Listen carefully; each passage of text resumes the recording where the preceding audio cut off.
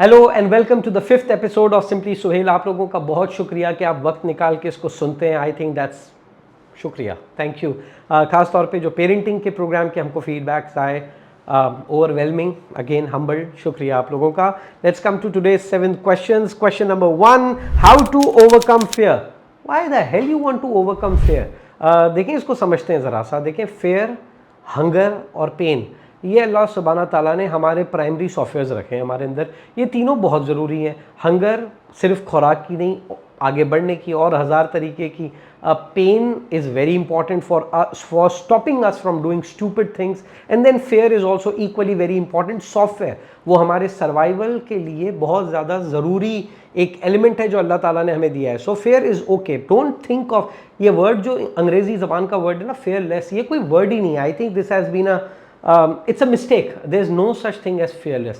You can have courage. Now what is courage? Courage is not absence of fear. Courage is how you deal with fear, how you stand while you have fear.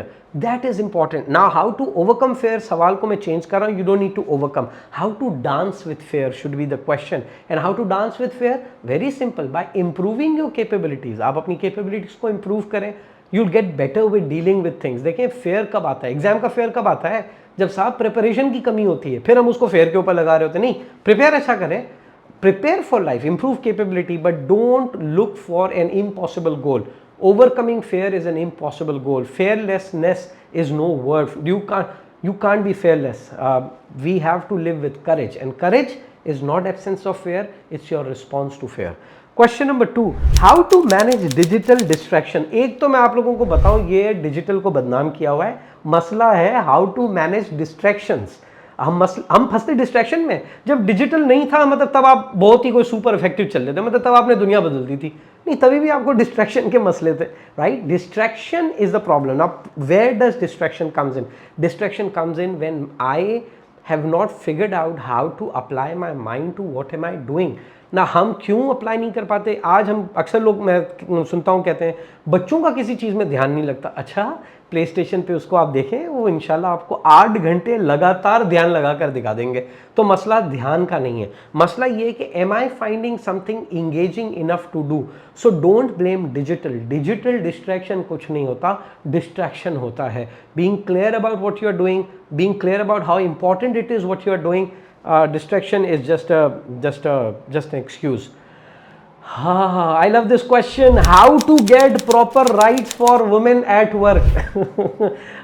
देखें, those who have been following my work, you know that I'm not a rights person. I'm a responsibility person, and I have been shouting around that we don't need rights, we need responsibilities.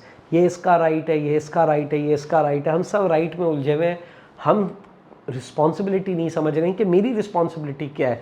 और मैं ये बात बहुत धड़ल्ले से कहता हूँ, बहुत कॉन्फिडेंस के साथ ये बात कहता हूँ, कॉन्फिडेंस तो नहीं, खैर क्लैरिटी के साथ ये बात कहता हूँ कि देखें, it's not, and I repeat, it's not women, it's weak. We don't treat weak well. Weak कौन? जिसका परसेप्शन वीक का होगा। Let me give you a story which I have done it in some other video years back, but there is no harm in repeating it. हम लोगों की office थी, तो उसके बाद जब हम खड़े रहते थे तो बहुत सारे स्ट्रीट डॉग्स होते थे। तो मेरे ऑफिस के कोलीग्स उसको और सारी वो जो हम कर रहे होते हैं यहाँ पे, कौन सी हरकत है वो मैं नहीं कहता, बट तो मैं उनको कहता था, मैं कहा यार इन्होंने क्या बिगाड़ा है तुम्हारा? अब बोला बॉस यार ऐसी मस्ती कर रहे हैं। मैं कहा ठीक है। अच्छा, एक दिन वो साहब वॉक कराने नहीं, जो कुत्तों को लेके घूम रहे होते हैं, तो वो जर्मन शेफर्ड 2 लेके जा रहे थे और ये दूर से देख के एडमायर कर रहे थे। तो मैंने कहा इसको भी करो ना। नहीं साहब, उसको नहीं करेंगे। तो मसला कुत्ते से नहीं है, मसला कमज़ोर कुत्ते से है। जब तक हम वीक का परसेप्शन नहीं चेंज करेंगे ना, we will not improve the world. हम बच्चे को उस वक्त तक चीख रहे हैं ना जब तक उसका परसेप्शन वीक का है। जब वो परसेप्शन वीक का चेंज हो जाता है, आप देखें हमारा मिजाज बदल जाता है। अपने उसको, जिसको आप अपने से कमज़ोर देखते हैं, अगर उसकी हम इज़्ज़त करना शुरू कर दें, उसकी बात सुनना शुरू कर दें, उसके लिए आसानियाँ पैदा करना शुरू कर दें, we'll create a better world. So I am not a rights person, I am a responsibility person. ये बहुत ही इंटरेस्टिंग सवाल है। Why rich people don't share their wealth? ये ज़रूर किसी गरीब ने सवाल पूछा है पहले। Why rich people don't share their wealth, भाई सवाल है why should they share their wealth, भाई आपको क्या तकलीफ पड़ी है वो शेयर नहीं कर रहे। देखें, मस्ती मजाक अपनी जगह, एक बहुत इंपॉर्टेंट सी चीज़ मैं आपको बताता हूँ।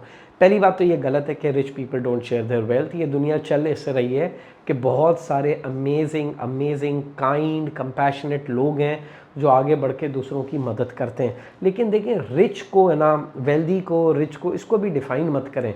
मसला होता है इनफ का।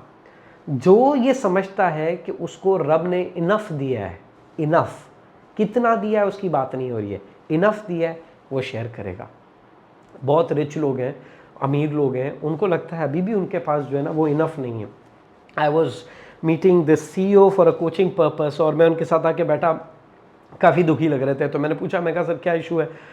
मुझे कहते हैं यार सुहेल, मेरा बेटा अभी एक कॉन्फ्रेंस के लिए गया हुआ है मालदीव्स, बहुत दुखी है।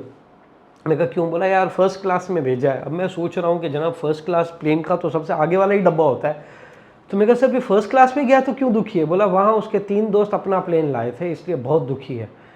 मैंने उस वक्त बारगाह इलाही में दुआ की कि या अल्लाह ये वाले दुख हमें भी अता फरमा। हमारे तो दुख आप देखें कौन से हैं कि पानी नहीं आ रहा और ये all the poor people problems, you know. So नहीं जी, रिच लोग बहुत वेल्थ शेयर करते हैं, बट ये मसला रिच और पुअर का नहीं है। मसला ये है कि किसके पास, उसके दिल को ये समझ आ गया है कि हैव इनफ। जिसके पास इनफ है, इनफ मोर और लेस नहीं, इनफ है, वो शेयर करते ही करते हैं। Life has not been fair to me, what to do. ये आपको किसने बताया life has not been fair to you? ये आपने अपने आप को बताया। मैं आपको बता रहा हूँ, life has been decently fair with you. आपके लिए भी सूरज वहीं से निकल रहा है जहाँ से मेरे लिए निकल रहा है, आपको भी रिस्क मिल रहा है, मुझे भी रिस्क मिल रहा है। Life has not been fair is not a life problem, it's your maths problem. और कसम से मैं आपको ये बात बता रहा हूँ, आप ज़िंदगी को हमेशा 10 साल बाद आज को देखें, आपको हर चीज़ का सेंस मिलेगा। Life has been fair to all of us. My worry is that have we been fair to ourselves? Have we used the gifts that Allah subhanahu wa ta'ala has given to us? I don't think so we have done that. I think that should be the real concern. I want to kill my boss. Do I have any other alternate? Kill your boss? I don't think so. You should definitely work on alternate. What are the alternates? There's one I need to offer. वो ये कि try to understand कि आपके boss के fears क्या हैं। देखें, कोई भी बंदा किसी भी तरीके से रिएक्ट करता है ना, तो उसके पीछे कोई फेयर्स होते हैं। कहीं उसको ये फेयर तो नहीं है कि आप उसकी नौकरी खा जाएंगे या उसके लिए आप नुकसान दें। अगर उसका ये फेयर है, उस फेयर को सेटल करें, आप उसकी ग्रोथ में उसकी हेल्प करें।